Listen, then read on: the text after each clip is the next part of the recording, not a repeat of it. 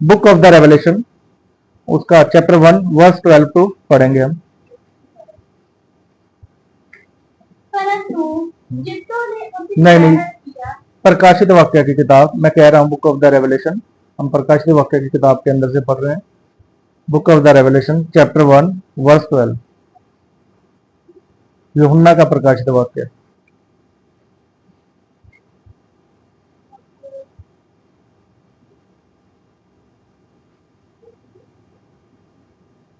तब मैंने उसे जो मुझसे बोल रहा था देखने के लिए अपना मुंह फेरा, और पीछे घूमकर मैंने सोने की 7 दीपटें देखी। हाँ, और उस दीपटों के बीच में मनुष्य के पुत्र सदृश एक पुरुष को देखा, मनुष्य के पुत्र के सदृश एक पुरुष को देखा। हाँ, जो पांव तक का वस्त्र पहने हाँ, और छाती पर सोने का पटुका बांधे हुए था। हाँ, उसके सिर और बाल श्वेत ऊन बरनपाली के समान उज्ज्वल थे। हाँ, और उसकी आंखें आग की ज्वाला के समान थी। हाँ, उसके पांव उत्तम पीतल के समान थे, जो मानो भट्टी में तपाया गया हो। और उसका शब्द बहुत जल के शब्द के समान था। हाँ, बस। तो आज हम परमेश्वर के वचन के अंदर दीवट के बारे में देखेंगे।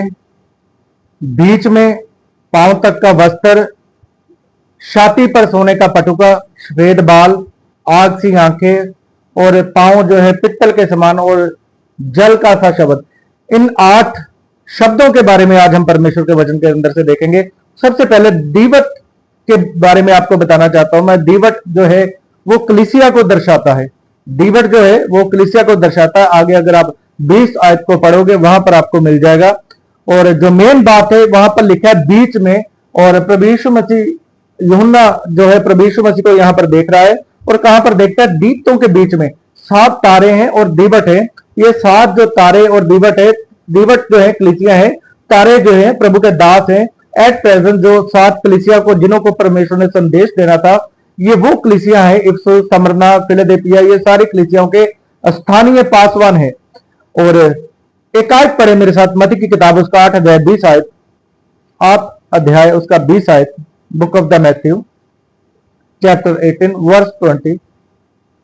हाँ, यीशु ने उससे कहा, हाँ, लोमड़ियों के भट्ट और आकाश 18, माफ करना, 18 का 20। हाँ, 18 का 20, मत्ती की किताब 18 का 20।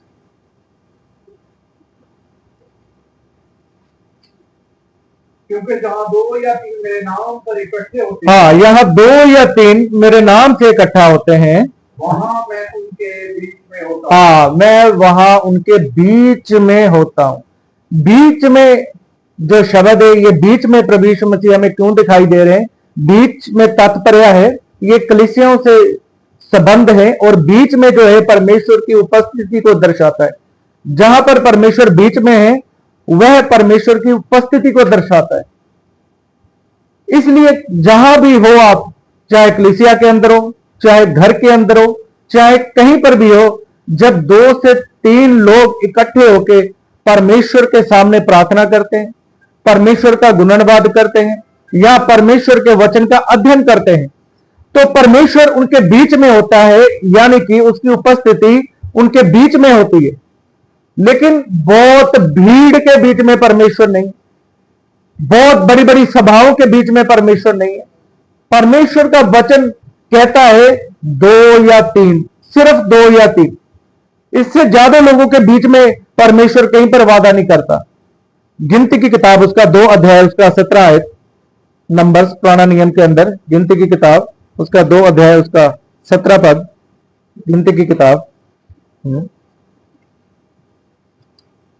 उसका 2 अध्याय उसका 17 आयत, निर्गमन के बाद।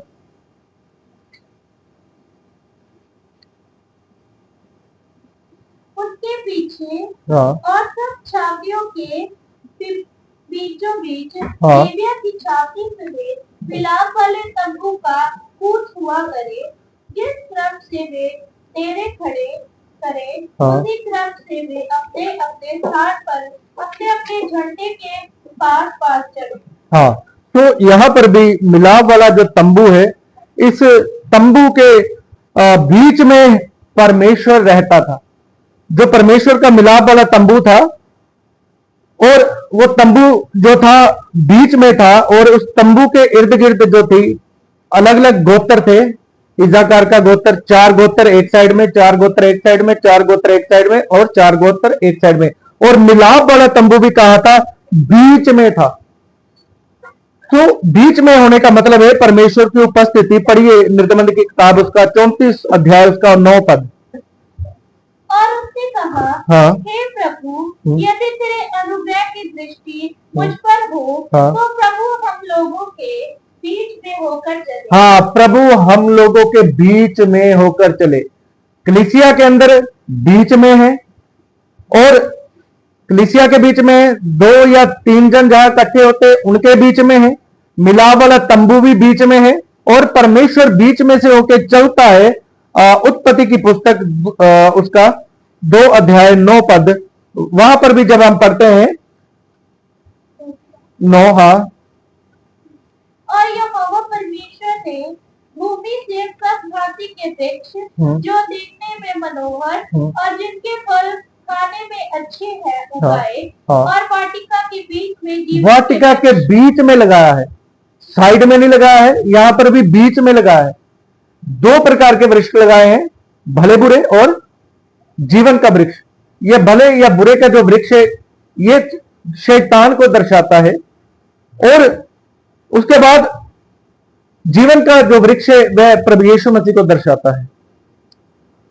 और बुक ऑफ द रेवलेशन उसका 22 अध्याय 1 और 2 पद को, प्रकाशित वाक्य की किताब उसका 22 अध्याय 1 और 2 पद।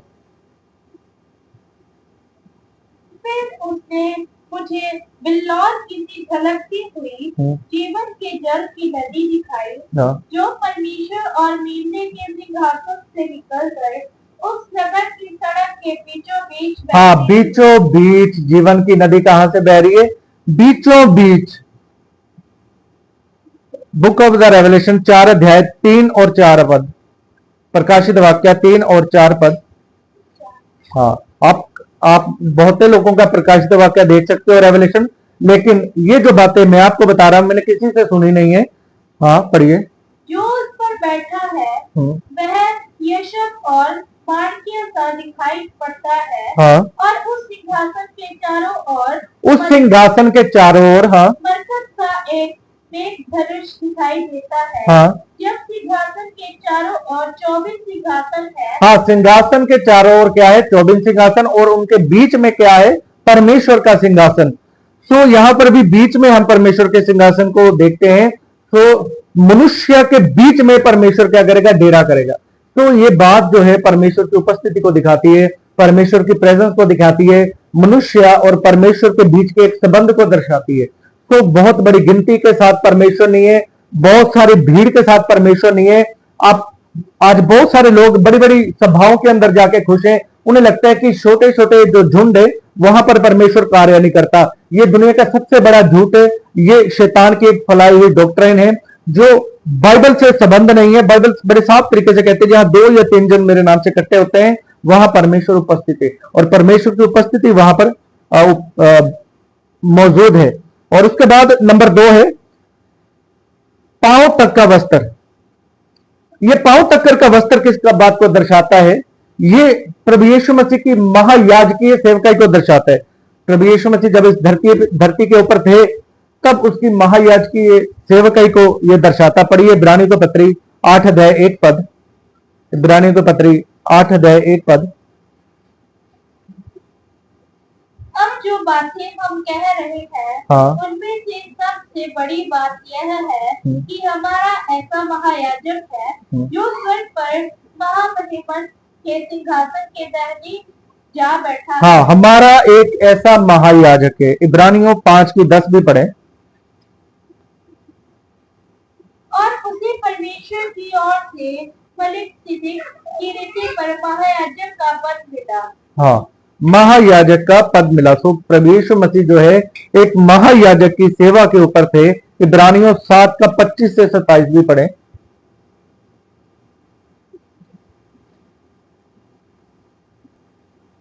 इसीलिए जो उसके द्वारा परमेश्वर के पास आते हैं वह उनका पूरा पूरा उद्धार कर सकता हाँ, है, वह उनका पूरा पूरा उद्धार कर सकता है। देखिए आगे, क्योंकि वह उनके लिए विनती करने को सर्वदा जीवित है। अतः ऐसा ही महायाजक हमारे योग्य था, जो पवित्र और निष्कपट और निर्मल और पापियों से अलग और स्वर्ग से भी ऊंचा किया हुआ हो।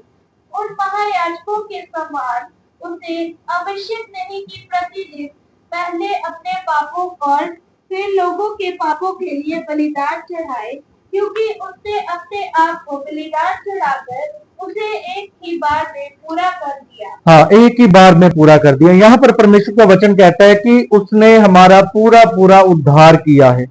प्रभु यीशु मसीह ने उद्धार का कार्य पूरा किया है। अब हमें किसी मनुष्य की जरूरत नहीं है। जैसे दुनिया के अंदर बहुत सारी गलत शिक्षाएं हैं, कल्ट है, और वो कहते हैं हमारे नबी के पास परमेश्वर आया, हमारे नबी के पास एक दूत आया, यदि आप इस संदेश को ना मानोगे तो आप स्वर्ग के अंदर प्रवेश नहीं करोगे। इस प्रकार का डर उन्होंने बहुतेरे लोगों के अंदर डाला हुआ है कि आप बिना संदेश के स्वर्ग नहीं जा सकते। उनमें से एक गलत शिक्षा है एंड टाइम वालों की, जो कहते हैं बिना संदेश के आप गलत नहीं स्वर्ग नहीं जा सकते। उसके बाद है मोमरोन वाले, उसके बाद है सर्वशक्तिमान कलीसिया वाले, जो कोरिया की है, जो कहते हैं कि यदि आप इस संदेश को नहीं ग्रहण करते, स्वीकार नहीं करते, आप स्वर्ग के अंदर कभी जा नहीं सकते। लेकिन परमेश्वर का वचन बड़ी साफ तरीके से कहता है वह उनका पूरा पूरा उद्धार कर सकता है। प्रभु यीशु मसीह ही उद्धार करता परमेश्वर है। बाइबल के अंदर लिखा है उसे छोड़ के कोई दूसरा ईश्वर है ही नहीं है। और प्रेरितों के काम 4 अध्याय 12 आयत के अंदर लिखा हुआ है, स्वर्ग के नीचे धरती के ऊपर कोई दूसरा नाम नहीं है जिसके द्वारा हमने उद्धार को प्राप्त करना है। और बाइबल के अंदर लिखा है उन महायाजकों के समान उसे आवश्यक नहीं कि प्रतिदिन अपने अपने पापों और फिर लोगों के पापों के लिए बलिदान चढ़ाए। मिलाप वाले तंबू के अंदर महायाजक अपने लिए भी प्रायश्चित करते थे और लोगों के लिए भी पापों का प्रायश्चित करते थे। लेकिन प्रभु यीशु मसीह हमारे लिए एक ही बार प्रायश्चित बने। और यूहन्ना इस प्रकार कहता है, पहला यूहन्ना के अंदर लिखा है कि हमारे पास एक सहायक है। बहुत सारे लोग जो आज पाप में गिर चुके हैं, पाप में फंस गए हैं, और पास्टर उन्हें फिर से कलीसिया में शामिल नहीं करते। लेकिन मैं आपको कहता हूं, एक पासवान आपको शामिल नहीं कर सकता, एक परमेश्वर का दास आपको अपने साथ सेवा के अंदर रख नहीं सकता, परंतु परमेश्वर आपको क्षमा करने के लिए विश्वास योग्य है। उसने आपके लिए पवित्र लहू बहा है। तो बाइबल के अंदर बड़ी साफ तरीके से लिखा हुआ है, यदि हम अपने गुनाहों को अंगीकार कर लेते, मान लेते और छोड़ देते हैं, और प्रभु यीशु मसीह हमारे लिए वह सहायक है। और शैतान अक्सर दोष लगाता है कि अब तू फिर से सेवा के अंदर नहीं जा सकता, अब वो तू पहले वाला नहीं रहा, अब वो हमारे अंदर अलग अलग विचार डालता है, अब तेरा रिकॉर्ड खराब हो चुका है, अब तेरा चरित्र खराब हो चुका है। वो तेरे सेवक भी मैंने देखा है इस प्रकार सिखाते हैं, अब वो चरित्र नहीं रहा। लेकिन चरित्र बनाने वाला परमेश्वर है, जिसने हमारे और आपके लिए अपना पवित्र लहू बहाया है। सो परमेश्वर से बढ़कर कोई नहीं है। तो हमने दीवट के बारे में देखा है, बीच में देखा है, पांव तक के वस्त्र का जो अर्थ है उस बात को भी देखा है। तो यहां पर एक बात और मैं ऐड करना चाहता हूं, प्रभु यीशु मसीह के पांव तक का जो वस्त्र है वो इस बात को भी दर्शाता है कि परमेश्वर कितना सोबर है। और हम भी जब स्वर्ग में होंगे तो हम भी, हमारे पास भी यही पांव तक का वस्त्र होगा। आज आप जिद कर सकते हो, आज आप अलग अलग वस्त्रों को पहन सकते हो, फैशन के अनुसार पहन सकते हो, लेकिन स्वर्ग के अंदर ऐसा नहीं है। यही वस्त्र सबको सफेद वस्त्र मिलने वाला है। उसके बाद है छाती पर सोने का पटुका। ये किस बात को दर्शाता है? ये पटुका जो है ये धार्मिकता को दर्शाता है और प्रभु यीशु मसीह की धर्मीपन को दर्शाता है। दूसरा क्रंथी 5 अध्याय 21 आयत, दूसरा क्रंथियों 5 अध्याय उसका 21 आयत। जो पाप से अज्ञात था उसी को उसने हमारे लिए पाप ठहराया। हाँ, जो पाप से अज्ञात था उसी को हमारे लिए पाप ठहराया। हाँ, कि हम उसमें होकर परमेश्वर की धार्मिकता बन जाए। हाँ, कि हम उसमें होकर परमेश्वर की धार्मिकता बन जाए। इसलिए बहुत सारे लोगों से मैं कहता हूं, ऑनलाइन यदि आप संगति करते हो तो यह परमेश्वर के खिलाफ है। परमेश्वर प्रभु यीशु मसीह के बीच में से होके हम धर्मी बन सकते हैं। लिखा है कि द्वार मैं हूं। लिखा उसने हमें अपने पुत्र की संगति में बुलाया है। बिना प्रभु यीशु मसीह के द्वारा हम धर्मी नहीं ठहराए जा सकते। उसकी पुत्र की संगति में जब तक हम शामिल नहीं होंगे, जब तक हम परमेश्वर के उस बनाए हुए स्ट्रक्चर के अंदर नहीं आएंगे, तब तक हम धार्मिकता के अंदर नहीं चल सकते। बाइबल के अंदर लिखा है, मैं अपनी कलीसिया बनाऊंगा और मृत्यु और अधोलोक के फाटक उस पर प्रबल ना होंगे। प्रभु यीशु मसीह ने यह कलीसिया की स्थापना की है और प्रेरितों के काम के अंदर लिखा है, जितने लोग उद्धार को प्राप्त करते हैं, प्रभु प्रतिदिन उन्हें कलीसिया में शामिल करता है। और हमें कलीसिया के अंदर जाने से ही धार्मिकता प्राप्त होती है। निर्गमन की किताब उसका 28 अध्याय 15 से 30 पद। मैं सिर्फ थोड़ी थोड़ी आयतें बता के विवरण करके जा रहा हूं, क्योंकि आधे 40 घंटे में अगर मैं विवरण करने जाऊंगा तो ये सारी आयतें हम देख नहीं पाएंगे और बुक ऑफ द रेवलेशन कम से कम 1 साल में चला जाएगा। तो इसलिए मैं सिर्फ जस्ट बता के आपको आगे बढ़ रहा हूं।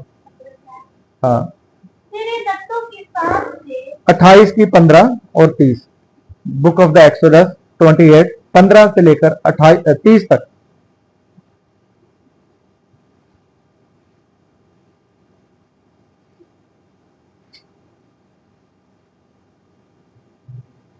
हाँ फिर न्याय की जो प्राच होगी, हाँ कढ़ाई